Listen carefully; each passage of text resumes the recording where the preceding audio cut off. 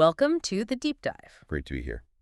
So today we're getting into something really fundamental, I think, how we talk about the future. Yeah, absolutely. And we've got this really helpful guide, actually, that looks at how to articulate future plans. Not just, getting the words right, but doing it effectively. Leveling up your future speak, maybe. Exactly. Yeah. Yeah. That's a good way to put it. So our mission here, for you listening, is really to give you the tools, the language, to talk about what's next with real confidence, whether that's just, in a casual chat, maybe a big job interview. Or even just thinking things through for yourself. Totally. But, it sounds simple, talking about the future. Why actually bother focusing on how we do it? Is it really that deep? Well, that's what struck me looking at this guide. It really emphasizes the impact. I mean, sure, it shows confidence. Right. But it's more than that. It's purpose. It's motivation. When someone clearly lays out what they're aiming for, it gives you a much stronger sense of their drive, doesn't it? You feel they're going somewhere. Exactly. And it's not just perception. Think how often it comes up. Day-to-day conversations, obviously. Yeah, catching up with friends. But also those high-stakes moments. Job interviews are a classic example. Or language exams, even. They often ask about your plans. True. So being able to clearly say your what's next is, well, it's pretty foundational. It really is woven into everything. And this guide we're using, it maps out all the different ways we use this future language. Yeah, it covers a lot of ground, like personal goals, maybe studying abroad. Or career stuff, like, I'm thinking of starting my own business. Or travel plans. Yeah. I'm definitely going to Japan next year. Big educational goals, too, like learning Spanish. Right. And then the really big dreams, becoming a doctor or whatever it might be. It really runs the gamut. Okay, so let's dive into the actual language, the nuts and bolts. This guide highlights some key tenses and structures. First one, be going to. All right, be going to. So this usually signals things we've already decided on. Intentions that are pretty much set. Okay. The guide uses an example like, I'm going to start running every morning. Implies the decision's made. Right. Got it. Okay, now, present continuous. This one feels a bit counterintuitive sometimes because we think now. Exactly. That's the interesting bit. We use it for future plans too, but usually ones that are like fixed, scheduled, often with a specific time. Like an arrangement. Yeah. I'm meeting my friend this Saturday. It's locked in. Makes sense. And then there's will, the sort of default future maybe. That often feels like it, yeah. And it's great for those spontaneous decisions. You decide right then and there. Oh, the phone's ringing. I'll get it. Precisely. Or predictions. I think it'll rain tomorrow. Or offering help. I'll help you with that. Okay. Now, what about expressing wishes or intentions? Yeah. Would like to or want to? Yeah, those are pretty straightforward, aren't they? Seems like it. I'd like to travel to Italy next year. Clearly shows a desire, an intention. Simple. And then, wrapping up this grammar bit, we have plan to, hope to, expect to. Right. These really lean into articulating goals, aspirations. So, more about the aim. Exactly. I hope to pass my English exam this summer. Or, I expect to finish the project by Friday. It adds that layer of, well, hope or expectation. Okay, so we've got the tools, the tenses, the phrases, but how do we, put it all together effectively? This guide suggests a framework. Yeah, this is where it gets practical. Moving beyond just the grammar words. Right. It suggests asking yourself some key questions. Like, what is it you're actually planning? Okay. When do you want it to happen? Why is it important to you? The why feels crucial. Definitely. Yeah. Then how will you actually achieve it? And maybe most importantly, what are you doing now? What steps are you taking? I like that. It grounds the future plan in present action. It's not just wishful thinking. Exactly. And they give an example, someone wanting to move cities. Yeah, I remember that. Someone like, okay, I'm planning to move to London maybe the next year. That's the what and when. Right. I want to improve my English and find work in marketing. That's the why. Makes sense. So right now, I'm saving money and I'm taking an advanced English course online. That's the how and the what now. It covers all the bases. Very clear. Now, let's zoom in on a couple of big areas. Education and career.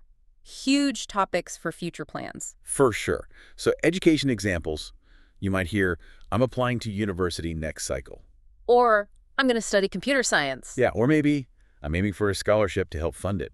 Clear educational goals. And career-wise. Could be, I plan to become a software engineer. Or, I really want to work for a big tech company eventually. Or maybe something more immediate like, I expect to finish my internship in August. And what the guide points out, which is quite neat, is how adding modals or conditionals adds nuance. Ah, like possibilities or conditions. Exactly, like if I pass my exams, that's the condition. Mm. I'll apply to universities in Canada. That's the plan. Or expressing uncertainty. Right. I might take a gap year before university. It shows you're considering options. It sounds more natural, too. Okay, but life isn't all work and study, right? What about travel? Life goals? Thank goodness no. Yeah, travel dreams are a big one. The guide has examples like, I'm hoping to backpack across Europe next summer. Or visiting Japan during cherry blossom season is on my list. I'm saving up for a big trip to Southeast Asia. These are common aspirations. And this is where some fun vocabulary comes in, right? Absolutely. Words like bucket list. Yeah, everyone seems to have one of those. Right. Or wanderlust, that real urge to travel. And then words for the activities.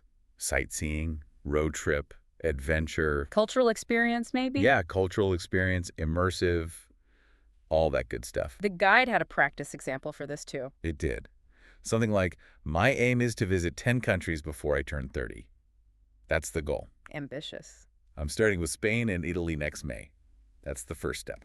Makes it concrete. Right. And then there are the more personal goals. Health, habits, hobbies. Yeah, the everyday stuff that shapes our future, too. Like, I'm going to join a gym to lead a healthier life. Or, I plan to read 20 books this year.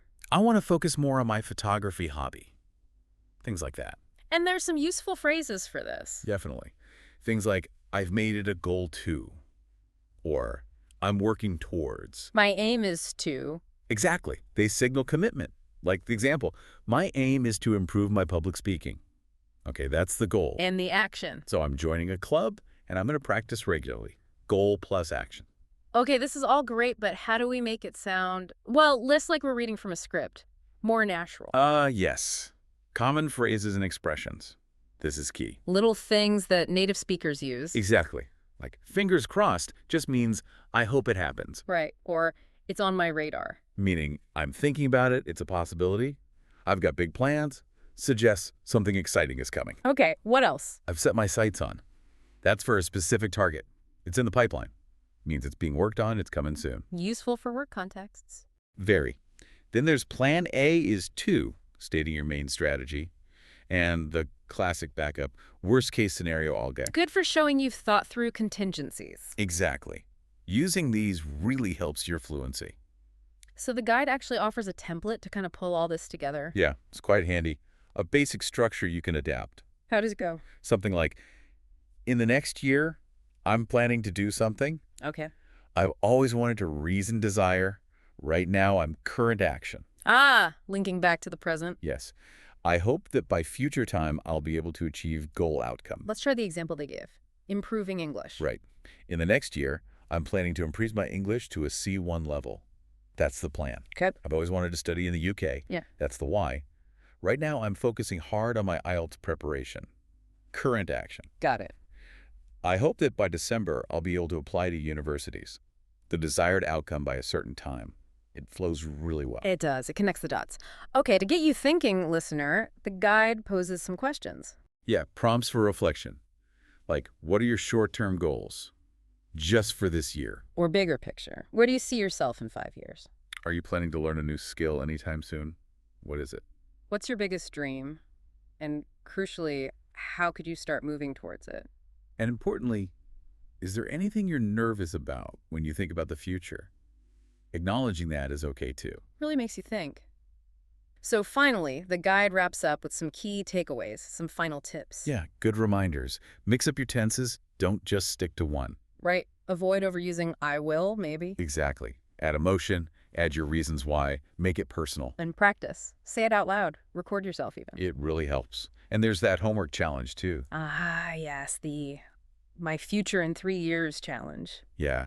Try using, say, 3 different future forms we talked about. Maybe 10 of those new expressions or phrases. And cover different life areas. Right. Education, travel, habits, family, work. Maybe pick 5. It's a great way to consolidate everything. And just before we finish, the guide gives a few examples of how native speakers might phrase things really casually. Oh yeah, these are good. Like, I'm thinking of switching careers soon. Or long term, I'd love to open my own cafe. Very natural. Next year's going to be a big year for me. You hear that kind of thing a lot. Definitely. Or personal news. We're expecting our baby in October. And conditional plans. If all goes well, I'll graduate this summer. They just roll off the tongue, don't they? Yeah. Shows how integrated this is into everyday speech. Absolutely. So to recap this deep dive, we've looked at why talking about the future matters, The impact it has. the key language tools, tenses, structures, How to frame your thoughts clearly. vocabulary for specific areas like travel or careers, Those natural phrases. and even a template to help you structure your own plans. Yeah, hopefully you're feeling a bit more equipped now, more confident to talk about your own future. Definitely. And here's a final thought to leave you with.